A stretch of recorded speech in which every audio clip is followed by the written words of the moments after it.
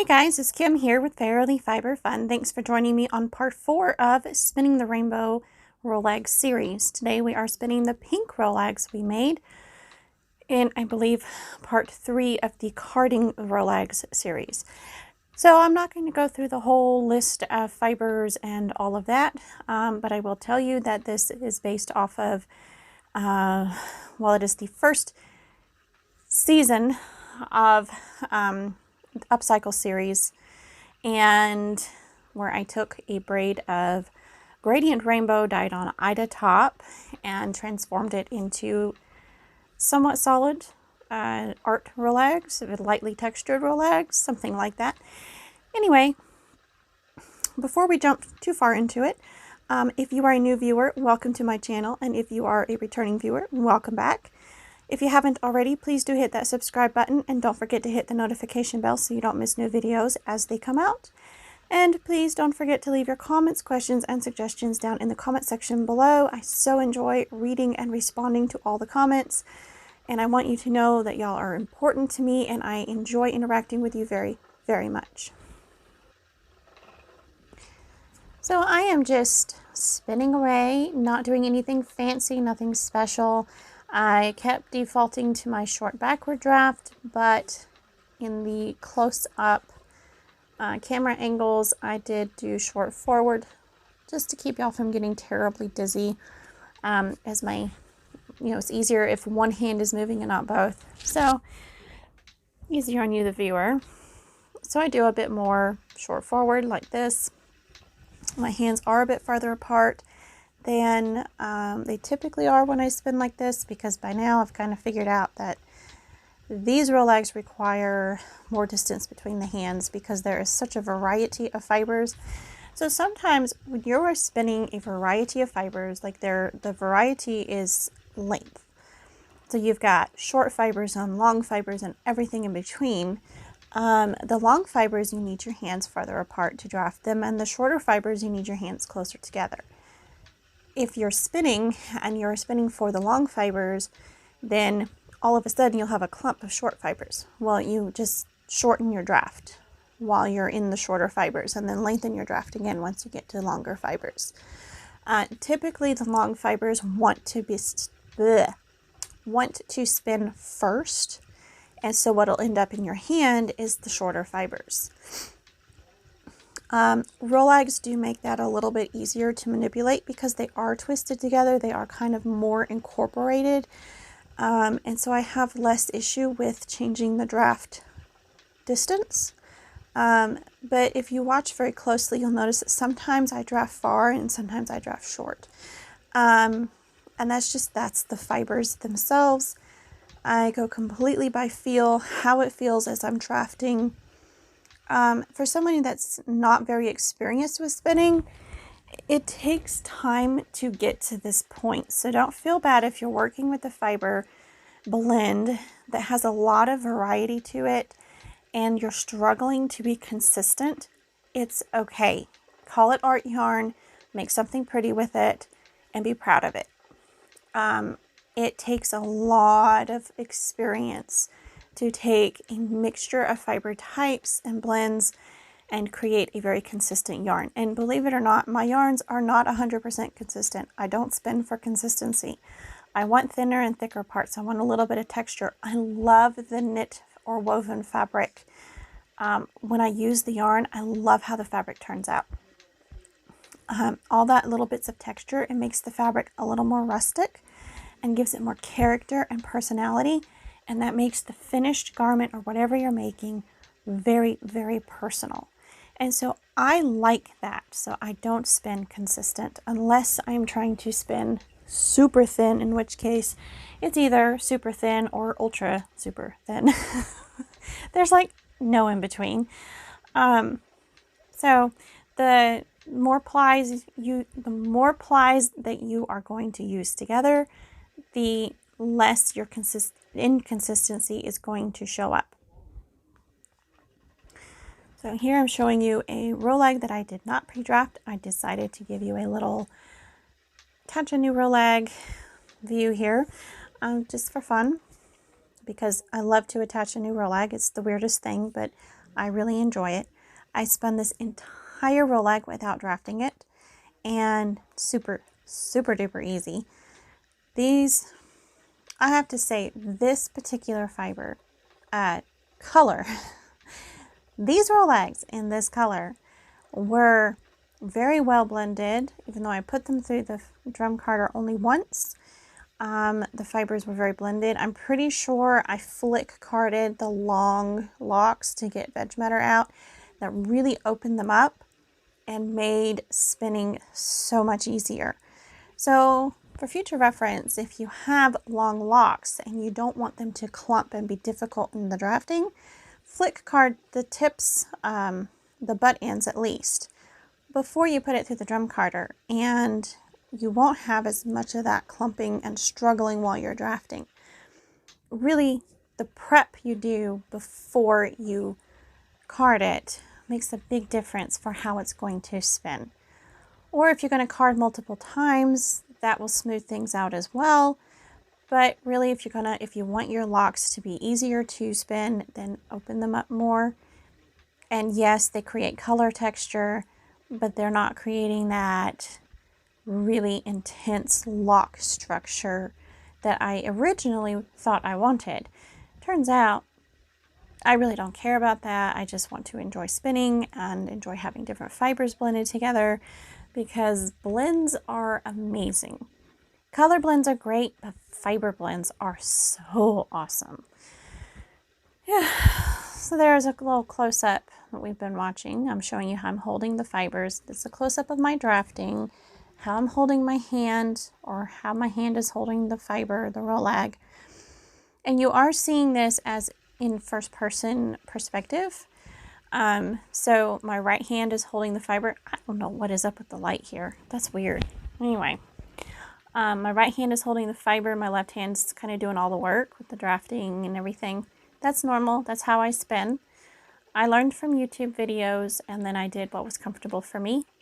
And I don't know if I mirrored what I saw, or if that's how my brain translated it, or if that's how people were really spinning.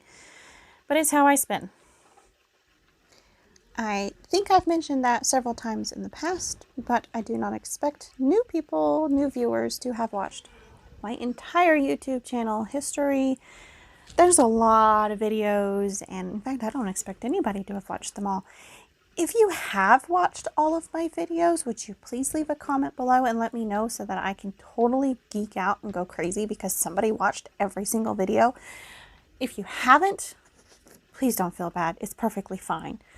I don't have expectations of people, and I don't make demands, and I just hope that you're enjoying this channel and having fun and learning something along the way. All right, so I made a really big mistake here. It's a mistake I've made in the past. I'm usually really careful and I don't do this thing, but I started plying the wrong direction. And I was sitting here plying away, trying to figure out what was going wrong. It felt wrong. I couldn't get the singles to behave properly. They were getting worse and worse with knotting up and making pigtails. It was getting harder and harder to fix. And all of a sudden I realized I was spinning the wrong direction. So instead of taking twist out of the singles while applying, I was adding twist in. And that was creating quite a mess. So sometimes when things don't work right, there I figured it out, and I'm trying to take it off the bobbin. So when things don't work right and they're not feeling right, it might be because it's not right. It's not working because it's not right. And thankfully, this was an easy fix. It's really bad if you spin one single S twist and one single Z twist, and then you're trying to apply and one single is behaving and the other one is not. And then you have to respin the single that is incorrectly spun without losing the volume of your yarn, like without drafting it. It's really difficult. I don't think I've ever done that one. I've done a short bit like that and had to respin it. But here I'm just having to unspin and respin my plying. And it's all tangled up where I took it off the bobbin, but as I twist the correct direction and fix all that weird energy, it makes untangling a lot easier. I ended up over twisting this in an attempt to fix it, and it's fine. It's the very beginning of the plying, and when I put it on the skein winder, it kind of comes untwisted a bit after I'm done winding it on the skein winder, and during the bath afterwards it'll relax out and everything will be just fine. But man, that was really weird. I haven't done that in a very long time. And usually I'm like, okay, I'm plying, I spin the opposite direction. I don't know why. I sat down and started plying my singles direction. But as you can see, everything got fixed very easily. I realized the mistake early on, and it was a simple little bit to fix, and everything's golden. And of course I had to show you a time lapse of the bobbin filling up, because who doesn't love a good bobbin time lapse? Like, seriously.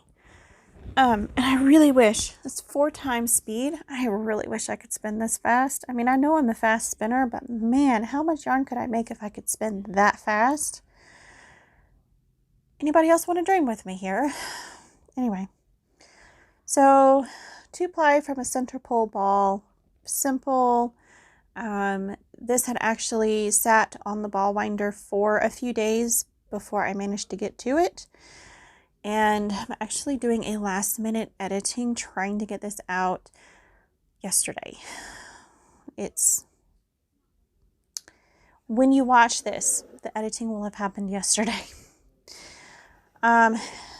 Hopefully I can get it uploaded tonight while I sleep, and then review it first thing in the morning, Friday morning when it's supposed to go live, and hopefully I can get it out by 8 a.m. That's the plan. I'm trying. I've just been working so much, and Wednesday, instead of spinning and filming, I was making bagels because I wanted to make bagels for the bakery. So yeah, I made a ton of bagels instead of doing work I was supposed to be doing.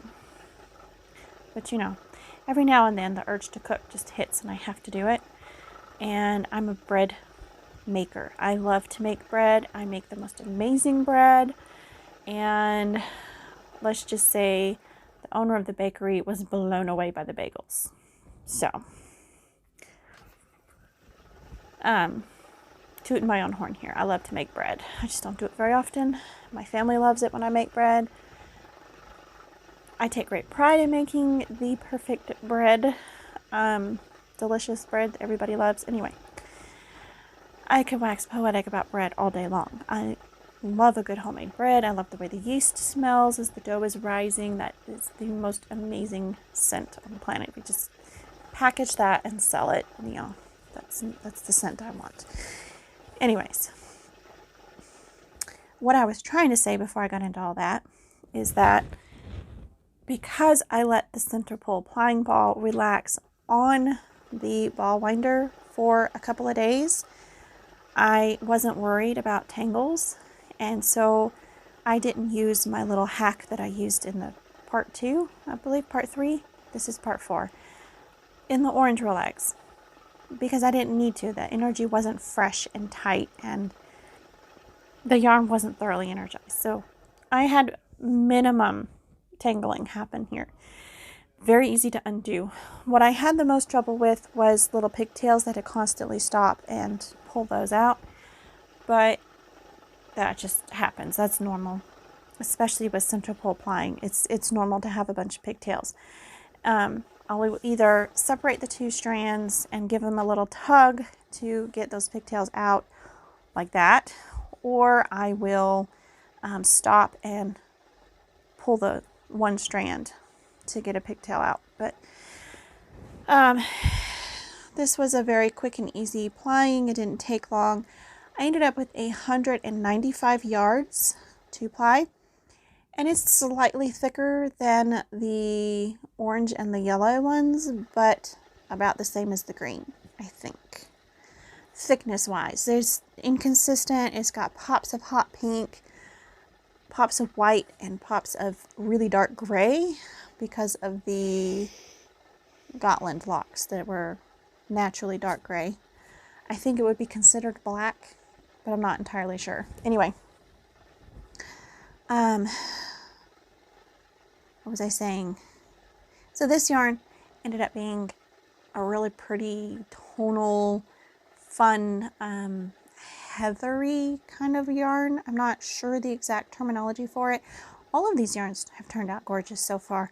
I cannot wait to show you all 5 of them in the next video at the end. Show you the whole lineup. I'm really excited to have them all side by side. I should have done that with the Rolags and I didn't.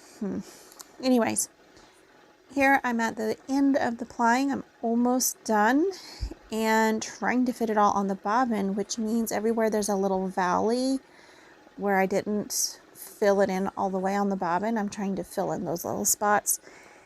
If your bobbin is full and you have your hook at the front of the bobbin and you're spinning away, your yarn is going to pile up at the front of the bobbin and then it's going to fall off the front of the bobbin onto the flyer and make a tangled mess.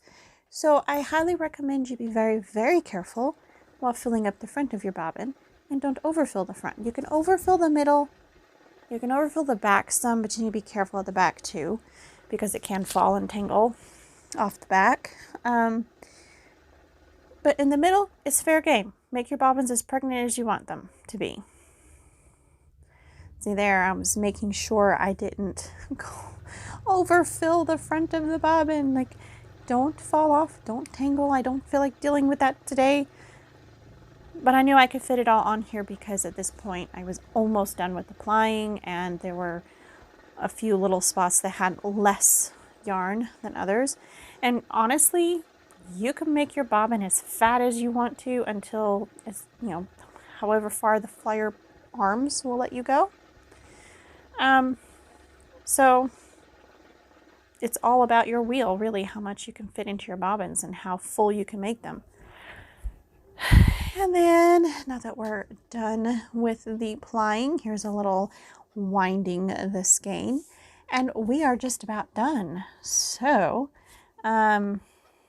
this is my handy dandy PVC skein winder that I did not make. If you want one, you can order one from Babe's Fiber Garden. This is the one for the Babe Pinky, and it is the 2-yard skein winder that I bought, but I made shorter arms, so I have a 1.5 yard, which is the one I'm using, and a 1 yard.